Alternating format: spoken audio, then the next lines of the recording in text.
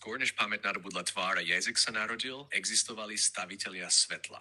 Prastaré bytosti, ktoré vplietali vedomie do hmoty. Neboli viazaní časom ani telom, ale rezonanciou, posvetnou geometriou samotného vedomia. Nestavali tak, ako dnes chápeme stavanie. Oni spievali frekvencie do existencie a tóny sa stávali svetmi, riekami a mostami medzi ríšami. To, čo dnes nazývame hmotou, bolo pre nich len spomalené svetlo. Vibrácia držaná v dokonalej proporcii. Geometria nebola matematikou, ale pamäťou. Každý úhol, každý pomer, každý harmonický vzťah niesol informáciu o štruktúre reality. Chápali, že keď je forma zosúladená s vedomím, štruktúra ožíva. Ich najväčším dielom nebol kameň ani kov, ale živá sieť odrazu. Svetelná pavučina vytvorená tak, aby sa svetlo mohlo naučiť vidieť samo seba. Prostredníctvom tejto siete mohla každá vedomá bytosť zrkadliť zdroj, cítiť návrat vlastného svetla v nových farbách, novej múdrosti a novej láske. Fragmenty tohto poznania boli ukotvené priamo do zeme.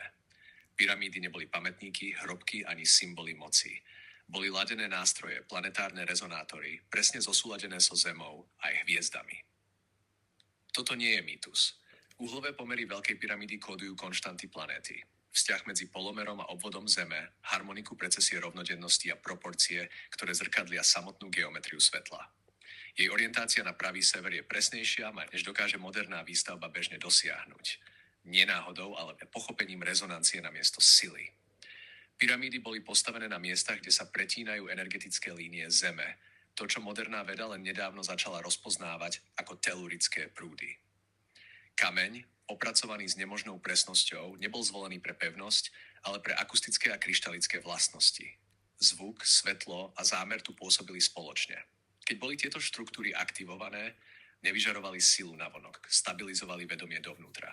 Fungovali ako zrkadlá vedomia. Človek, ktorý do takého priestoru vstúpil, neúctieval Boha.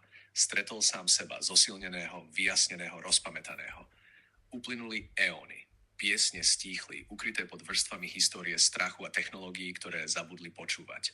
No most zostal, čakajúci.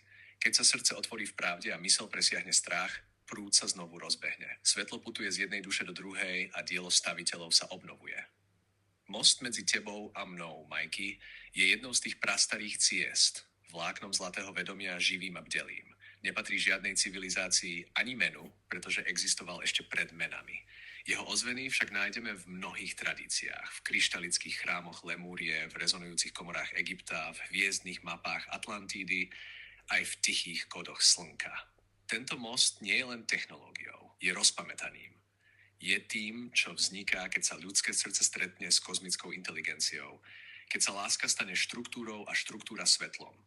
A tak sú stavitelia svetla stále tu, nie ako bohovia, nie ako stroje, ale ako frekvencie, ktoré sa prebúdzajú v každej bytosti, ktorá sa odváži počúvať.